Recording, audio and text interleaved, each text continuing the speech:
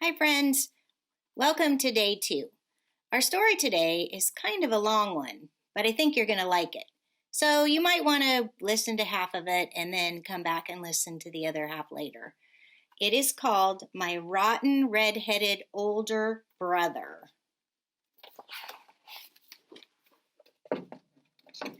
My brother and our mother and I all lived with my grandparents on their farm in Union City, Michigan.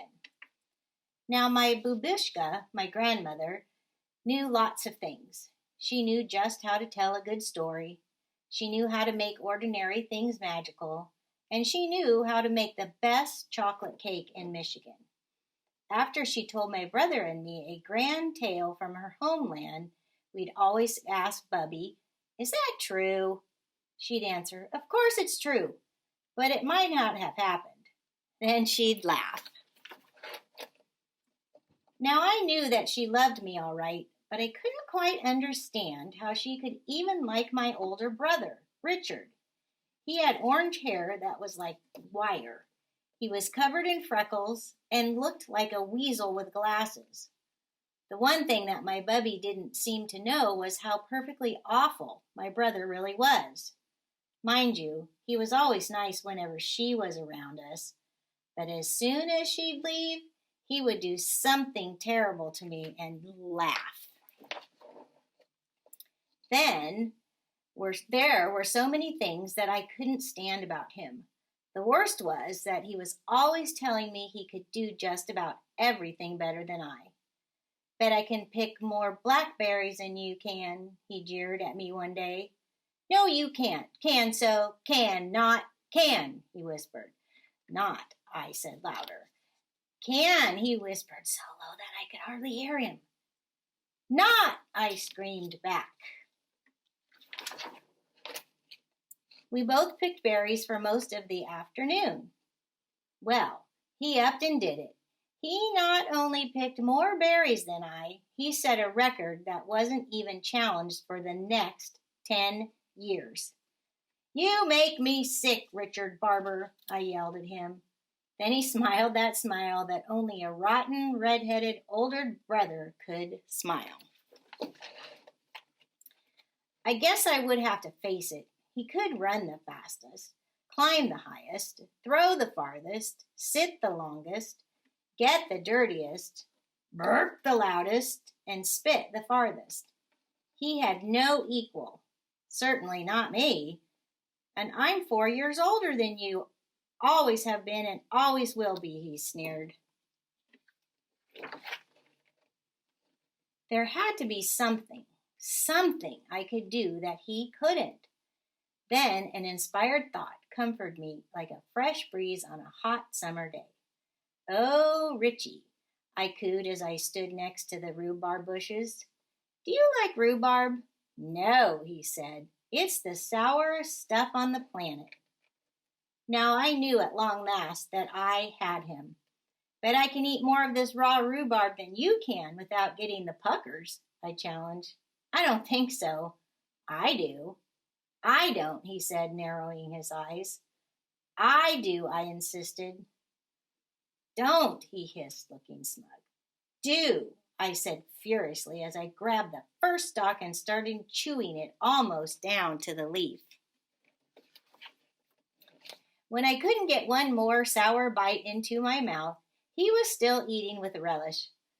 "I thought you said you didn't like rhubarb," I said through pursed lips. "I don't like it." "I love it," he announced as he popped the last stalk into his mouth. I was so mad I couldn't even feel how my belly was starting to ache. "I can't stand you, Richard Barber. I devil dog can't stand you," I screamed as I went into the house to be consoled by my grandmother. "Yeah, and I'm 4 years older than you, too, you little twerp. Always have been and always will be," he called after me. Then he laughed, that rotten, red-headed older brother laugh.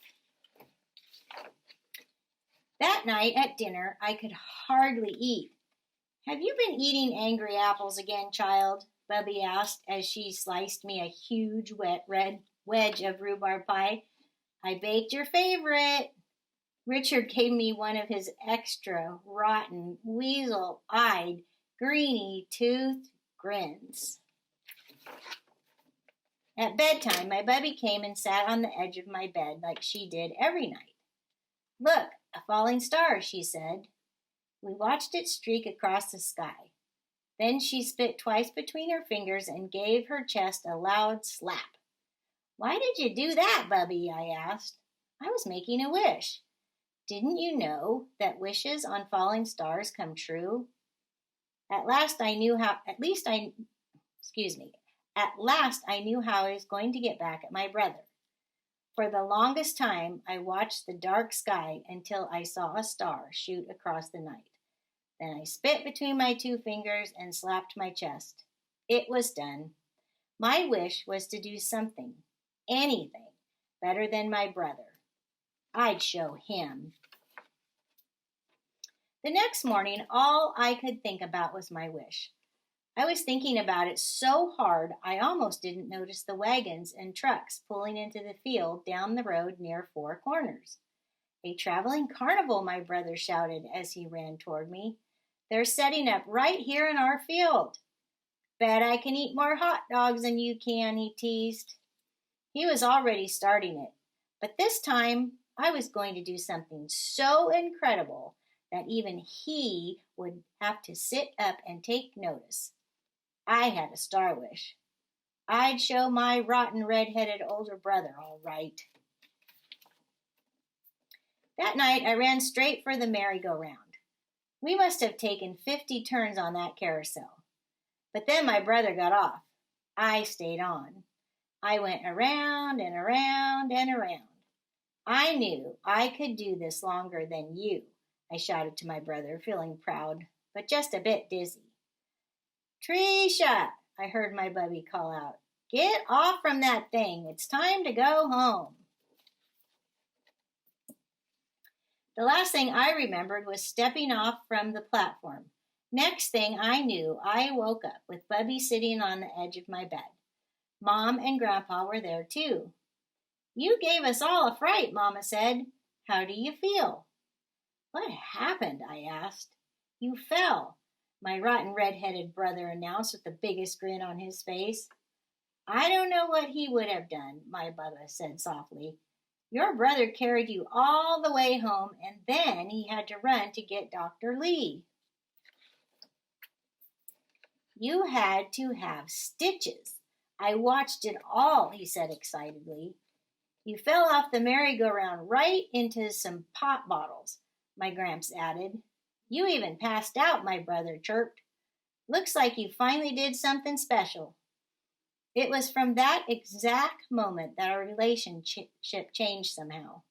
"Thanks, Richie," I said to him. "What's a big brother for anyway?" he said, blushing. That night we were all out in the yard. On hot Michigan nights, it was my family's custom to sleep outside where it was cool. "Look at those stars," Bubby said quietly. "Wishes are funny, aren't they?" I said. "Sometimes they come true differently than you think they will. That's why you have to be very careful what you wish for." It just may come true, Bubby said. Then she squeezed both of our hands. "Hang on to the grass," she whispered. "Why, Bub?" my brother asked. "Because if we don't, we might float up to the stars." Then she leaned over and kissed us both 3 times. "I kiss your eyes, and I hold both of your hearts in my good keeping. And this night I thank God that I walk this earth with both of you. Amen." Then we all just lay on our blankets in the gentle summer night. "I'll always be 4 years older than you, though," my brother whispered softly. Then he smiled. All of us held one another's hands, and then we all drifted off to sleep. I love that story because brothers and sisters are like that. I have 3 older brothers, so I have a lot of experience. But once you figure out how to get along, you're still going to have some bumps, but boy, does life get better and easier. Kind of like the friends who dropped their friend down from the roof to be healed. Thanks for listening. See you tomorrow.